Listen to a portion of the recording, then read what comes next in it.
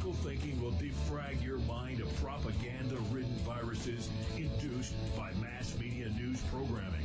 No BS here, just the facts. And now we present to you America's quintessential iconoclastic anomaly. Wow. In talk radio, your host, Joe Cristiano. Welcome, everyone, to Liberty Talk Radio, America's libertarian voice, broadcasting from our studio in Tulsa, Oklahoma, to around the world. I'm your host, Joe Cristiano, and this is your antidote to popular talk radio. Today, we are absolutely pleased and honored to have as our guest former World Bank Legal Counsel, Karen Hudes. She is currently acting General Counsel for the International Bank for Reconstruction and Development.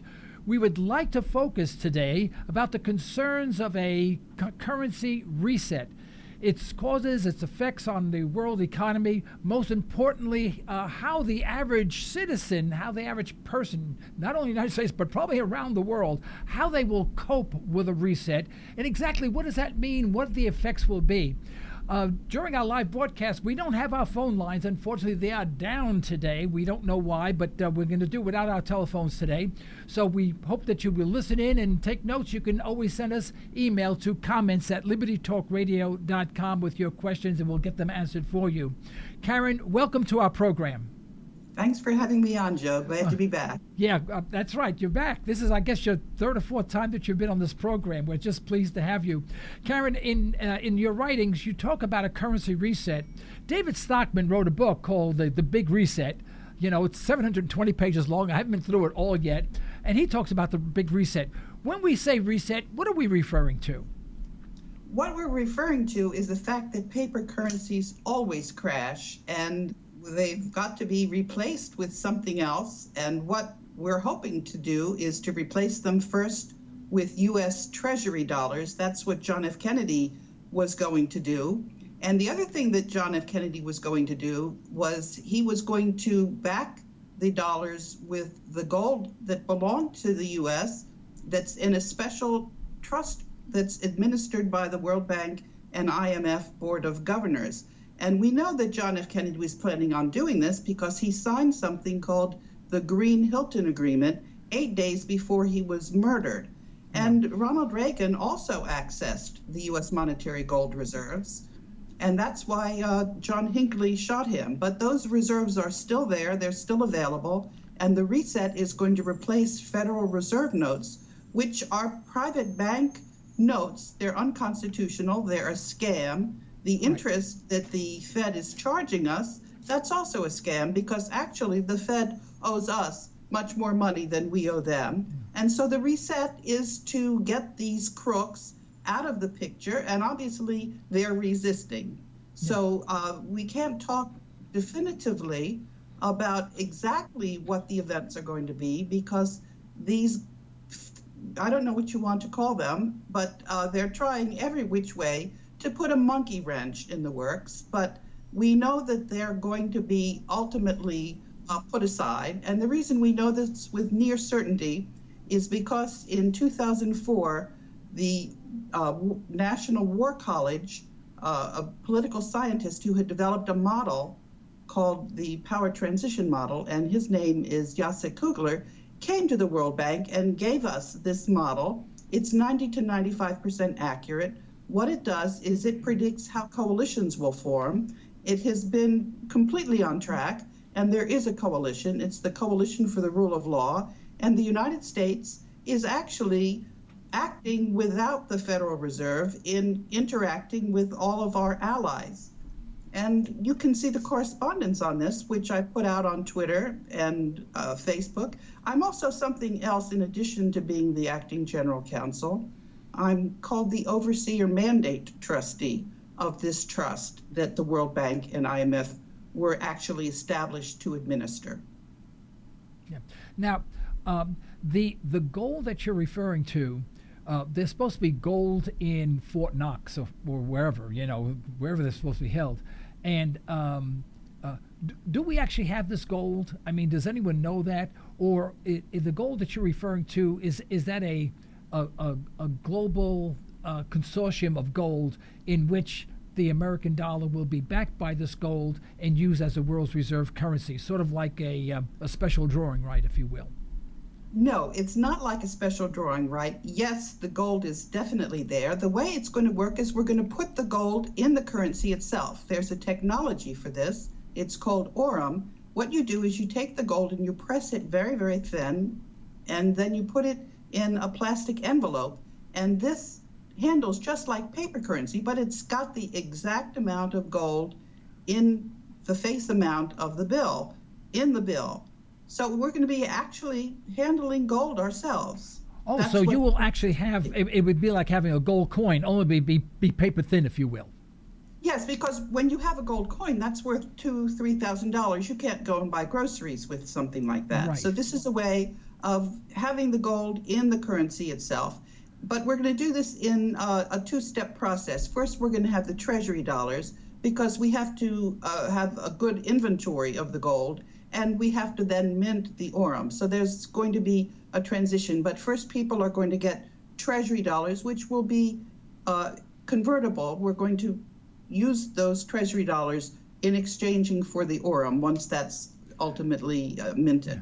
What do you suspect the value of gold will be versus a dollar? I mean, like today, I think the price of the gold spot price is like $1,285, somewhere around there. Excuse me if I'm wrong, but per ounce. So I mean, what will gold be, basically? I guess That is a wonderful question, Joe. And I'll tell you how we're going to answer that.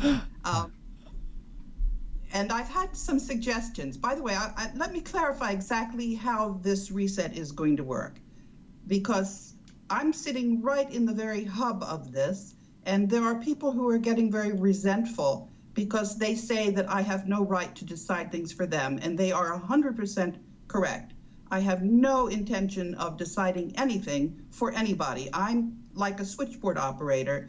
I'm taking the information from the grassroots and filtering it up to the administrators, which is the Board of Governors. That's 188 ministers of finance.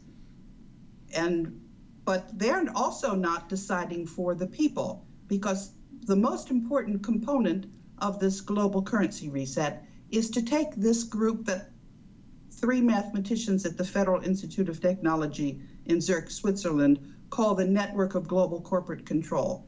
This group thinks it's got a right to be above the law. It's been in power ever since the previous Ice Age. It's had different names. It's been the East India Company, it's been the Committee of 300, it's the Bilderbergers, it's the Knights of Malta. Some people call it the one bank, because all of the banks are interconnected. They take the same directors and put them on interlocking boards.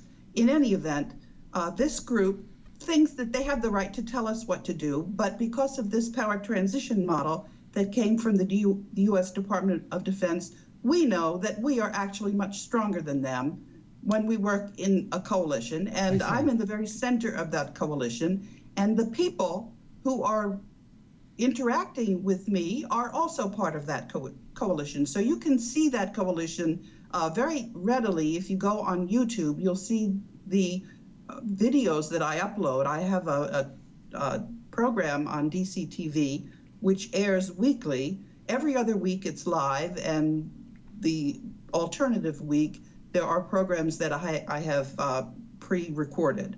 So anyway, when these videos are uploaded, people comment and I respond, and people comment and respond to each other. And by now we're a very cohesive coalition. You can see that, and these conversations are also put up on Twitter and on Facebook and anywhere else. And now, Joe, your listeners are part of this coalition, and I'm very, very happy to answer any questions that they have afterwards. The main thing that's driving this whole effort is the fact that there's total transparency.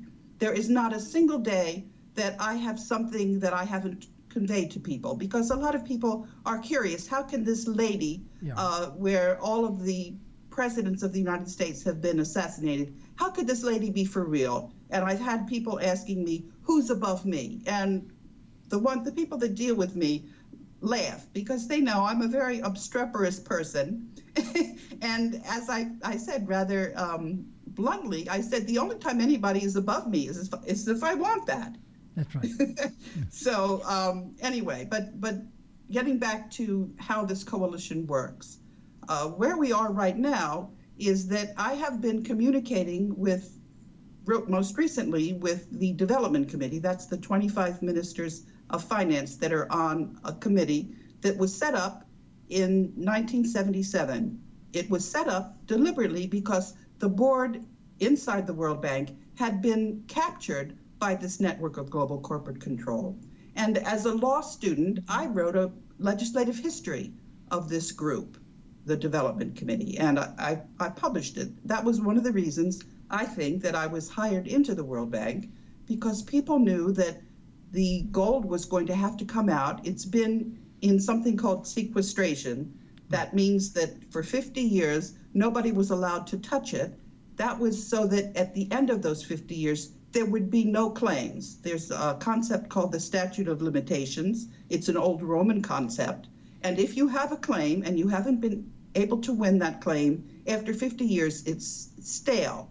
And the idea was that there would not be a fight, that this board would then decide on behalf of the rest of the world. This was a deliberate attempt to come up with an institution so that there wouldn't be any fighting about the gold. So whenever you hear about the Chinese elders, et cetera, that's just CIA garbage, because the Chinese do not have any claim over the gold any more than anybody else.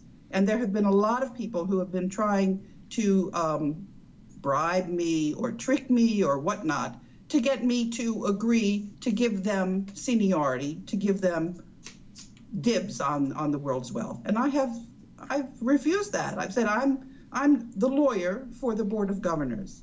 That's my job. Right. And so I'm just conveying to them what everybody else is telling me. And I've just today I've just posted something from another. The CIA is very inventive. They have people claiming to be something and interacting with me and negotiating. And so the last negotiations I had was with a fellow from Texas who said that instead of having the Board of Governors decide what to do with the United States monetary gold reserves, it should be the states. And I'm sorry, we're not having the governments do anything. The way this is all set up, it's going to be just about automatic, which is to say we're going to take the gold and get it directly to the people in their currency. And it's going to be completely transparent. So we're not going to have any government entities mucking up the works. Right. And that's would what there, this, excuse me, yeah. Karen, would there only be U.S. currency that would be laced in a layer of gold, if you will, to the equivalent of the monetary value of the note? Or will all currencies be this way, or will all currencies be converted to sort of a U.S. currency? How does this work? I mean, will there still be the Russian ruble, the Yes. The euro, and the Japanese yen, et cetera, the yuan? Yes, but there's going to be another currency which is actually more important, and that's local currencies. All of the villages and towns are going to have their own currency, and some of the villages and towns already have this. So, for example, there's Berkshires. And the way this works is that the merchants and the people that provide goods and services all agree that they will exchange this local currency. In some cases, they call it hours, so the number of hours that people work. And there's no one formula. All of the villages are going to decide how it is that they want to set this currency up. And this is going to automatically, overnight, just about create full employment. And this is going to be true of each village and town in the entire world. And that's actually the most important currency. So what's going to happen is, as the economies grow, there's also going to be national currency. And I had a formula which was 20% local currencies, 80% national currencies. But this is not written in stone. And obviously, as we work along with the global currency reset, we're all going to be revising how things work. Yeah.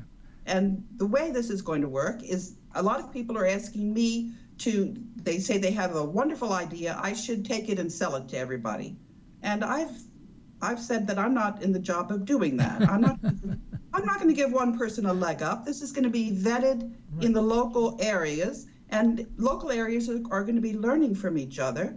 And as ideas gain ground for one reason or another, in this age of the internet, people are going to be putting these things forward themselves. So in other words, it's going to be handled from a grassroots effort. And I also wanted to talk about one of the biggest dangers in this global currency reset, which is the number of people who don't know what's going on. They're clueless. They've been listening to the mainstream media, which is owned by the network of global corporate control. Right. What we're talking about now is much closer to reality. It is reality. Whereas what people are hearing on the news is just propaganda designed to confuse them. And so there's going to be a disconnect, especially at the very beginning, when people are all of a sudden going to learn that they've been totally duped and that their world is a construct. It's a matrix. One of the people sent me a really nice illustration that I put up on Twitter yesterday. It shows a person lifting a curtain, and behind that curtain is a second reality.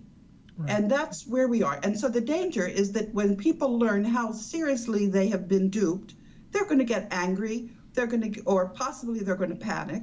And so I had asked a group to try to reach out and prepare people for this new reality. It's not a new reality, actually. It's an actual reality. And the amount of disinformation that we've been receiving through our universities is just mind-boggling. Right, I agree. There is a website that is out of the Moscow State University, and it talks about how in the 1600s, some Jesuits decided that they wanted to rewrite ancient history and sell that as actual history. And so what this website does is it shows what the actual history was. It's mind-boggling. Yeah. Well, now my mind right now is swimming. You've thrown out so much, and of course my pea brain can't absorb all of this, unfortunately. But first, local currencies, that brings us back to the old days, so to speak, on the old plains of America, where the local banks issued currency for that area. It's almost similar to that, and people accepted that as a unit of exchange. I guess you're what you're suggesting is we're going back toward that type of currency where it's local. And would this currency be backed by gold, or would just be a promise to pay or a promise for services, or how does that work? This is up to the merchants in the local area. It's not up to the banks. They're going to decide themselves how they. All you have to do at the end of this program, I've got some links I can show people it looks like, and the people in the Berkshires have done a really marvelous job. They offer special counseling to small businesses. They put college graduates to work in their town. There are all kinds of bells and whistles, but it's going to be up to the people in that village how they want to do it. Nobody's going to tell them. They can copy from other communities to see what's working, and they're also free to change it as they like. Yeah. So this is a local decision. Yeah. And what happens is you've got the national currency. We're going to have U.S. dollars, and I didn't answer your question about how it's going to be valued. The way it's going to be valued is gold has been remarkably consistent over the years in terms of its purchasing power. Correct. So what I have asked UNCTAD to do, that's a UN Conference on Trade and Development, is to calculate using a basket of goods and services in the major currencies what the proper price of gold ought to be. I've had all kinds of people coming up with different suggestions. There's one group I'm in touch with in Canada, the Committee on Monetary and Economic Reform, and they wrote me a letter where they thought the price was actually $4,000 per ounce, because this is what it cost to buy a banker's suit and they described how much it cost for a hand-tailored shirt, etc. over the years. But I don't know what the amount of what the proper price is. But the reason that the price is so low is because it's been manipulated by this network of global corporate control, and the price of gold nearly broke free on the 21st of April. What happened was somebody came into the market and started selling a lot of U.S. treasuries, and the whole price collapsed, and the price of the precious metals went up, and then the network of global corporate control started dumping these commodities. And one of the things that they can do is they manipulate the price of gold in the future using something called naked shorts. They promise to sell gold, which they don't have. Right. And so it's kept artificially low.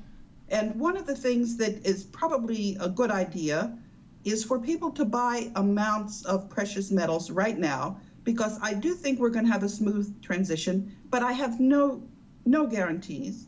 And so if the Federal Reserve note does collapse before we're able to replace it with Treasury dollars, then if you have gold or silver, you will be able to buy items. Yep. But it's going to be, we are on the very edge of something called permanent gold backwardation, which we absolutely do not want to go to. And one of the reasons I'm confident that we're not going to reach that is that people do know that we have all of these precious metals and that we do have the intention of having a global currency reset. All of us. Well, this is so contrary to the way the things have been going, because the governments around the world, have been abhor gold, although many of those countries hoard gold, in their own central banks in the event something happens. But they don't want the people to know that. They want to protect themselves, but they don't back their currency with it. And there's been this resistance by global, by all the nations to resist backing their currency by gold. And so this is sort of this is a 180 from what you typically hear from the central bankers. How are the central bankers going to agree to any of this when their intentions are totally the opposite? Good question. It's because they're bankrupt. Oh, okay. And so they really have no say. What happened in the 1930s was the bankers went around and they bought the gold from the elites, and they issued something called Treaty of Versailles bonds. They issued $210 trillion worth, and those bonds carried interest, which has been compounding. So now these Treaty of Versailles bonds are worth over $2 quadrillion. They're mostly issued by the Fed. That's more money than my wife has on her credit card. Would you believe that? That's right, exactly. And these are in the global debt facility. Yeah. So what the Board of Governors did a year ago was they declared the network of global corporate control to be in receivership in the global debt facility. And the Fed is bankrupt. So I filed liens as a lawyer. I'm a lawyer, right? So I filed liens in all of the states with the state attorneys general for the 11 states, because in Kansas, there's the Federal Reserve of, sorry, it's not Kansas, it's Missouri. Anyway, one of the states has it's St. Louis, the Federal Reserve Bank of St. Louis. They're both in the same state. So anyway, I filed these financing statements in all of these states, and then the Secretary of State in Chicago said that lien was not valid. So I sent a letter to 188 ministers. I sent it by registered mail. I said, this is the letter that I am going to be delivering to Jesse White, saying that he has no right to declare that UCC financing statement invalid. And then I sent that to the Federal Reserve Bank of Chicago. So they know that they're underwater, that they're in bankruptcy, but they're just acting as if it never happened. They're ignoring it. Right. They pretend that they're above the law, and they keep churning out this disinformation. But the actual fact is that the Fed has no say because they're bankrupt. They owe us more than we owe them. They're in receivership. So they have no choice. And one of the very interesting things that happened about 2 weeks ago is that I got a letter from the chairman of, in Singapore, there's the International Trade Council, and Singapore is the place where the gold was actually melted and stamped with the initials of the Global Debt Facility, which is TVM LSM 666. So this Trade Council, that is a forum for governments and bankers to discuss what's going on. It's a policy forum. And it was a wonderful letter which I read out loud. I don't have it in front of me, but it was stepping in. And this chairman he's a very well-respected auditor who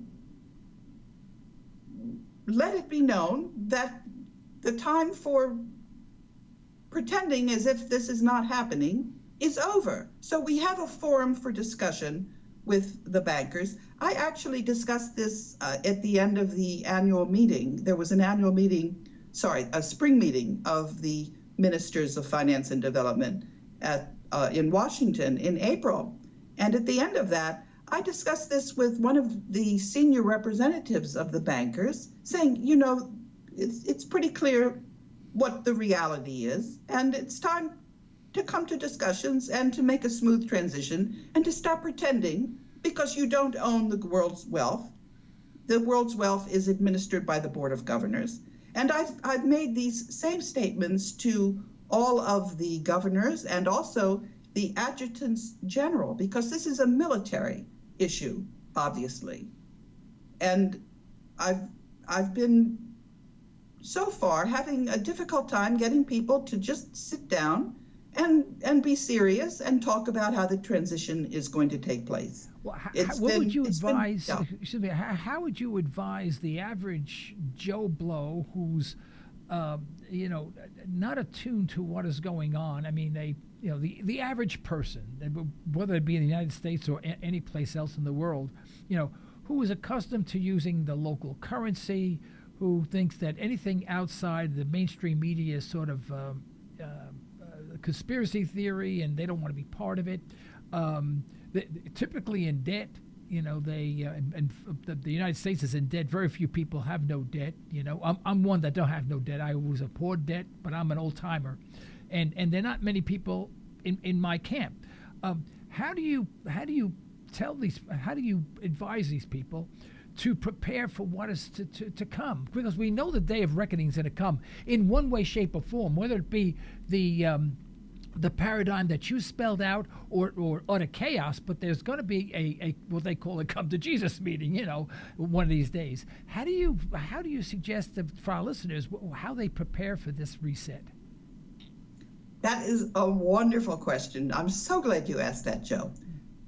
And I was going to describe what's going on with the National Liberty Alliance so that you can understand exactly how this transition is going to take place. The very first thing that people need to do is they need to get themselves situated in a group of friends, like a book club. It should be like at least 4 people, but it can be more. And these are people who you're going to be interacting with as we go forward. And the reason we need to do this, there are 2 reasons. One of them is because there's safety in numbers. Right. And there's very nasty technology out there, and I can't predict when that technology is going to be dismantled. But the capabilities of that technology are such that if you're in this group, you will be you'll be protected. You won't be vulnerable. That's also the reason why I'm still alive and well, because I've always been working with people, and people have always known exactly what I was up to. So there was nothing that this network was going to gain by getting rid of me, because people knew what I was doing and they were going to be carrying on without me. But people were going to be angry at the fact that somebody who was just trying to help was taken out.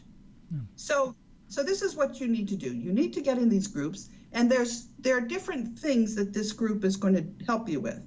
And the very first thing that group is going to help you with is to tell you who you really are.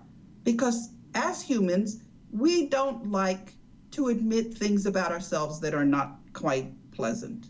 All of us have this, all of us.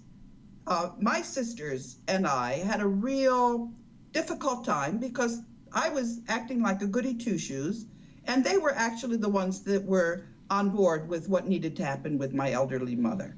And I wasn't going to admit my own ulterior motives. But if you're in this group, people will tell you who you are. You won't be able to pull the wool over their eyes. So when you get this group, make sure that they're people that you trust, whose information you will accept. And then you work together with this group, not only on the information about who you are and the things that you don't want to accept, but you'll also be working with each other about what's really going on. Because some of us are able to see more clearly than others. Right. And this will be a way of, but everybody, when you work in a group, you find out that the reality is different than you think. It may be better, it may be worse, but you need help sorting these things through. It's kind of like working on a jigsaw puzzle, not just about who you are, but also what's actually going on. Yeah. Well, Karen, how does this work with a country such as China with 1.3 plus billion people, most of whom are out in the fields and have very little currency, and they live off the land, and some even die on the land because they can't make a living on the land. And we look at Beijing and some of the larger metropolitan cities in China that are booming and are all full of pollution, but most of the people still live out in the boondocks, so to speak, disconnected from the world. How do they participate in all of this, or does it not matter whether or not they participate just by virtue of their lifestyle? Nobody is going to be coming to a group or a country and telling them what to do. And some countries, don't forget, all of the governments have been having to come to grips with this network of global corporate control. Their leaders have been killed. Gaddafi is not who the mainstream media is showing him to be. He was actually very, very enlightened and trying to come up with gold currency for Africa to keep the African. Yeah. That's right. So in other words, this is something that the people themselves are going to be deciding, but the connectivity of the world with the internet is actually quite good. Okay. Because in many of these villages, there'll be somebody who's connected to the internet in many cases. So things are not quite as remote as you think. But the most important thing is that people have to be comfortable with the fact that we're not dealing with a one world order. It's just the opposite, complete opposite. Okay, so I would imagine people, the old adage, he who has the goal wins the game type thing. If a person has been saving their money, not in the bank as we traditionally do, but has been saving their money in silver and gold or precious metals, they may be the winners in this regard. Is that not the case from your scenario? Don't forget, everybody's going to have gold in their currency. Every single country is going to have gold in their currency. But what about those people who have been saving gold and maybe have some gold in their safety deposit box? I mean, what happens to those? Do those people gain or lose in this scenario? I think they gain, but probably because the price of gold is higher than we know what it is. But we're all interconnected. We're all communities, and you don't want to be living in a world where you have to pull up the moat and protect yourself. Right, and that's the problem. Yeah. Now, I'm sorry, I interrupted you. What I want to say is that we are a lot nicer than people know. There's been a lot of information that's been suppressed, including the fact that people are much more altruistic than has been portrayed. Right, I agree. They've done experiments to see that if somebody's going to be administered a shock, or you can prevent it, or you're going to be getting a shock, it turns out that people will spend more money to protect the other person from getting a shock than themselves. So this is who we are, and we're going to have a wonderful world. And there's so much technology that has been held back from us that's going to come out online. And one of the only things that the Global Debt Facility is going to be financing directly is cleaning up Fukushima. The rest, it's going to be through as people decide what to do with their money, because we don't want to set up a bureaucracy which is going to be capable of being manipulated, because the network of global corporate control didn't just come into being and maintain itself by accident, and it's going to take a long time before we've learned how to dismantle this. It's not going to be a 1, 2, 3 thing. I was going to tell you about what happened with the National Liberty Alliance, because I was hoping that that group, which has representatives in most of the counties, would try to reassure people about what was going on. But there are some people in the leadership that are entrenched, and they felt that they had the right to decide for the organization. And I just gave up. I couldn't get them on the same page to try to embrace this and go forward with it. So people are going to have to, and just about every single organization, because of the network of global corporate control trying to assert control, has what I call gatekeepers, the people at the top that are trying to be busybodies and tell everybody what to do and keep the organization intact the way they want it to be, as opposed to the way the people who are members of the organization want. Right. So we are going to have to clean out. This is an upside down world. I mean, really, everything that the picture you're painting is the exact antithesis of what we have now. Right now, we have this top-down, very few controlling everyone, and what we're saying is that everyone's going to be in control of what they possess. They're going to cooperate, and it's upside down to what we have now, which would be a great world, which would be a great improvement. I agree with you. And the transition is going to be up to us and how it happens. Right. And we're going to have to just think about how we're going to have to retool our education. And one of the biggest stumbling blocks is the fact that people are very, very angry at the elites, and they want to blame them and they want to punish them. And if we start out by saying that there's going to be a lot of elites thrown into jail, they're not going to cooperate, there's not going to be a peaceful transition, and we probably may go extinct. So there are a lot of people who don't like the idea that there has to be amnesty. And of course, we're not saying that the elites are going to be protected from people's wrath. We're not saying that they're not going to be exposed for what they did. We're not saying that they're going to keep their jobs. No, but they're not going to jail, and they're not going to be punished physically. They may be ostracized. They probably will be ostracized. It wasn't nice the way they were trying to hang on to power. But anyway, so this discussion is ongoing. And one of the other very interesting discussions that I had was with, I think this was a plant, this person, because he's a gun owner. And by the way, I'm going to be a gun owner. I've applied for a handgun license. I've taken the training. Great, good for you. Yeah. Good for you. Yes. Oh God, I think.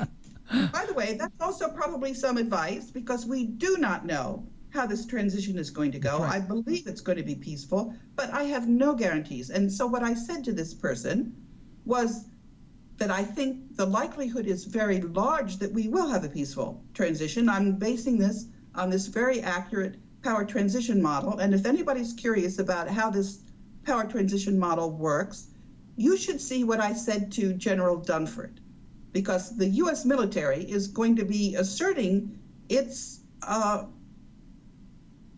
loyalty. And General Dunford, whose job it was to surrender the United States unilaterally, he's not sitting very pretty. Yeah, right. He really is not. Yeah. But anyway, so getting back to this very acrimonious debate, was I said there is a place for the Second Amendment, obviously, but if we start out by saying that we have to be that there is no chance for a peaceful transition, then we're just dooming ourselves, because That's right. a transition that's one where we're shooting on the streets. This is not the transition we want. Yeah. And we have to sequence, and we have to hope for a peaceful transition. And only when it's clear that there is no likelihood for peaceful transition, then if it deteriorates, we're going to need what you're offering. But we don't start out by saying that's where we are. Let me ask you a very unfair question. When do you suspect the time frame for this great reset to take place? Is there any say, well, it should be within so many months, years, or whatever? I mean, what is your guesstimate on that? Joe, that is such an important question, and there are people who are very angry with me because I haven't figured out how to get things going faster. Yeah. And every morning I wake up and try to figure out what it is that needs to happen the next day so that we will have a peaceful transition, so that it will happen quickly. And where we are on this is that I've written to the Development Committee, and I want to go to something called the black screens. I want to see the accounts of the Global Debt Facility. I'm one of the people who has a right to do this. There are 6 others. They're on the board of the World Bank. I can guess who they are. I would think China would be one. I would think Japan would be one. So I've called up the Japanese embassy yesterday to find out whether they're going to go with me, because I've already written to Euroclear, and they're not going to let me go there by myself. I have to have somebody to go with. So I'm sitting in the middle of this reset, nagging everybody. But the other thing that has to happen that's very, very important is we have to start printing treasury dollars in the Fort Worth Bureau of Engraving and Printing. Right. Yeah. And we should have been doing this a long time ago. But then we have to do away with the Federal Reserve Bank. Am I correct? That's right, because they're bankrupt. Right. But we have to have a smooth transition. So the way this looks is that we're going to have people write to the Development Committee, give their address, and we're going to send them back a certificate which has different grid lines on the back. And every time they have their salary or whatnot, they can go and they can convert Federal Reserve notes for these treasury dollars. But you want to hold on to the treasury dollars because they're the ones that you're going to be able to exchange for the Orem that has gold in it. But in the meantime, they're going to be dollar for dollar, Federal Reserve note, treasury dollar. And everybody has the right to exchange 1 million Federal Reserve notes for 1 million treasury dollars. Wow, they're going to dump dollars like crazy, Karen. I mean, the dollars will be flying out the window. Oh, my goodness gracious. Well, yeah, and then somebody's going to have to absorb all of these excess Federal Reserve notes. Oh, absolutely, yeah. And there's going to be rules, because people who have been trafficking human beings and earning money that way, no, if that's how they're earning their money, no, they do not get to exchange them for Orem. Right. Yeah. So but the rules about if a human being, a resident, we're talking about residents in the U.S., if they want to exchange more than $1 million, what are the rules? I don't know. Okay. We're going to have to come up with them. Maybe they won't allow that. I don't know. But it's not going to be me. It's going to be people making their own decisions, how we're going to do this. And we're going to have to figure out how to sequence all of this, because you can imagine if we try to do everything all at once, it's going to be total chaos. Oh, absolutely. This is mind-boggling. This is probably the greatest, the largest reset in the world. I mean, nothing compares to this today. Nothing has ever happened like this. No, nothing. Nothing has ever happened, because just think about this. Think about the person who is always watching mainstream news. How are they going to come to grips with what's going on? Well, they couldn't even comprehend it. I mean, to them, it's incomprehensible. And the other thing is, we don't want to throw everybody out of work, because of the multiplier effect. Yeah. So people aren't going to be fired overnight.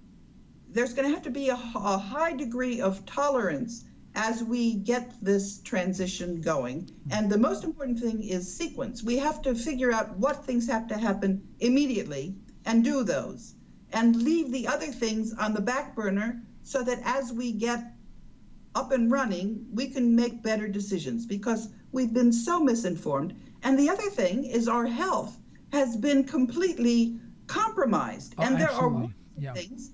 There's wonderful cures that have been withheld from us. Nobody should have been dying of cancer. Right. We have cures for that. Right. So as we get ourselves better informed and more healthy, we can take better decisions. So I would hope that everybody would agree that we're just going to focus and be very pragmatic about which things we have to take care of immediately for our welfare. Yeah. Karen, before we're just about out of time, could I can't believe it. Excuse me? Thank you for having me on. Oh no, it's a pleasure. I love having you on. Would you inform our listeners, those websites that you refer to, where they can get further information on this reset and how they can start getting involved and become more educated on this issue, so we can increase the community involved? Thank you. Wonderful question. Go to my website, which is www.kahudes.net, and there you'll see the latest tweets, and you'll also see background information, and you'll also see a contact page, which you can send me an email. And right now I'm still answering all my emails. Yeah. So that's the first thing. And then on my social media, every single day, I put information out there. So if you're on my website and you don't want to go to Facebook or Twitter, you'll see that information that I've posted every day. So and then I have a weekly television show, and you can look and see. I've been on the air now for more than a year, so you can go and look at the back issues. But the most important thing, it's going to be overwhelming, this information, to try to get yourself all caught up. Right. The most important thing, I think, is to get in this group so that you have a group to discuss these changes with. And also, as we go forward and we're going to be making all of these decisions, you'll have a cohort. You can discuss what kinds of decisions you think make sense and thrash it out with this discussion group. That's the best way to make the most informed decisions.